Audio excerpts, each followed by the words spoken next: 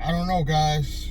I think this is the beginning of the end for Uber and Lyft. With the Minnesota thing, with the way that they're paying drivers, because they know that it's the busier season, but it's been a little bit slower than normal because of the holiday coming up. A lot of people are taking vacations, and I believe the college kids in my area are still on spring break, so it's been really, really slow out here.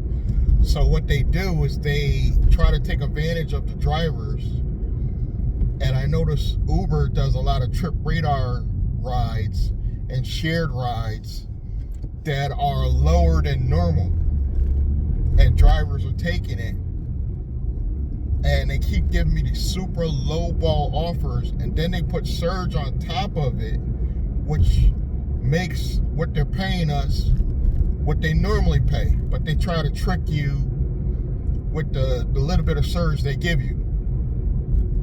For example, a ride that they normally would pay $9 to $10 for, what they'll do is they'll lowball you and offer you 6 or 7, depending on who takes it, because they'll do the trip radar thing, so you might accept it for even lower, and then they'll throw on, $3 surge, and you be like, oh, well, this one got surge, and you take it, not doing the math.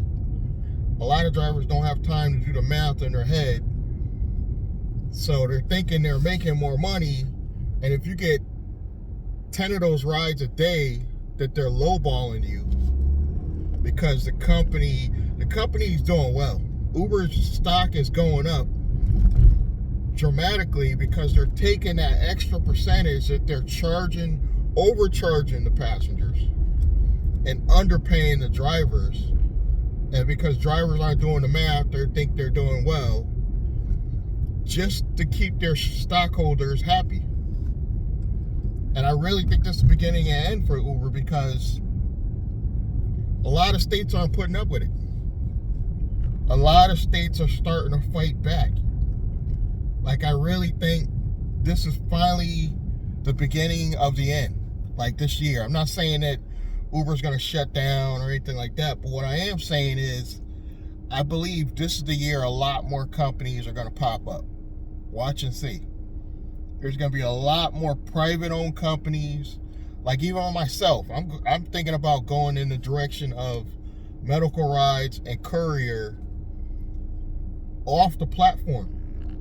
And even Uber, I'm finding out what they're getting paid for these medical rides, guys. They are trying to pull the wool over our eyes.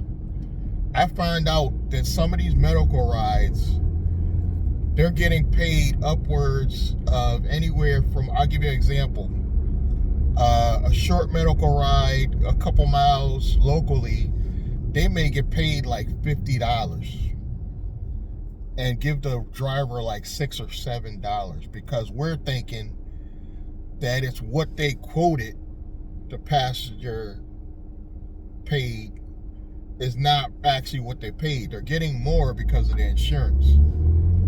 So they could tell us anything in the app. They could tell us the passenger's paying 30 when they're really getting 50, because we don't know, because it's coming from the insurance. I think this is a bigger scam, and I think the whole thing about the scam is it's all about insurance. And I'm not the only one that thinks this, because I was listening to this channel, Vinny Cuz. Shout out to Vinny Cuz, because he was talking about this a while ago in one of his videos. He was saying how it's all, he drives a Tesla right now, and he was telling everybody how it's all about the insurance, and I believe he's right. So I'm going in the direction of getting my license to be a courier and possibly to do medical rides. It's gonna be expensive. Eventually I am gonna have to get the commercial insurance, the whole 9. But I'd rather suffer for another year with the licenses and do what I gotta do to make it up the following year, because driving for Uber and Lyft, it's not going to go up. Ever. This is the end. It's only going to go down from here. Driver pay is going to go down while the passengers are going to pay more each and every year. It's not slowing down. But I think states are finally catching on, and they're finally getting fed up. And no, this is not going to... I don't think every driver is going to have the ability to go out and start their own business. And I know this, and also Uber and Lyft know this. There's always going to be some drivers out here that continue to suffer for the next 5 years taking these lowball offers. It's not me. I'm fed up. I am fed up. This is the last year I'm doing it. I know I said this in the past. I have. I've said I was done in the past, but I'm really done, guys. Just the year. I have to go after my licenses. The good news is there are some grants out there on a local level. But I am going to have to set up my structure for this business. I'm going to have to set up a new corporation or LLC strictly for the transportation stuff. That's a small price. I'm not worried about paying that small amount. It's only the insurance is going to kill me. There are some medical rides I can do with the vehicle I'm currently in. I'm currently in a Ford Fiesta sedan, small car, you know, gets the job done, great on gas, but I'm gonna move up to probably a minivan, you know, where I can get a lot more use out of the vehicle. It's going to be more on gas, but I'm going to make a lot more, I believe, in the long run. And once I have my proper structure set up, I should be able to save a lot on taxes. So that's something that I'm looking forward to. So hopefully I'll be able to write off a lot more with the proper structure. Because let's be honest, guys, this is just... I don't even understand how it's getting worse. They're just paying lower and lower and lower every year. And it's... I don't know how Dara and, what's his name, David Risher, think that they can go along with this. Like, drivers are just stupid enough to continue to deal with this. They're not going to deal with it. What's going on in Minnesota, Minneapolis, is going to go on in the rest of the country.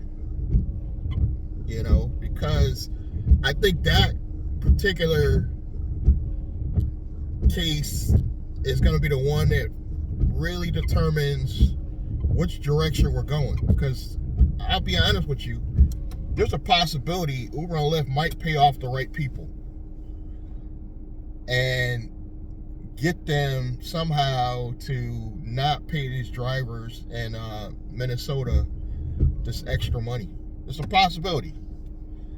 But that's going to really determine, that's still going to make drivers in other states keep fighting. So that's not stopping us by Uber and Lyft doing it. It's probably going to make drivers matter. Where if they just allowed the drivers of Minnesota to get their minimum wage, regardless, some drivers are going to make more money. It's just, that's how the algorithm works. Some drivers are going to make more money. Some are going to get more bonuses.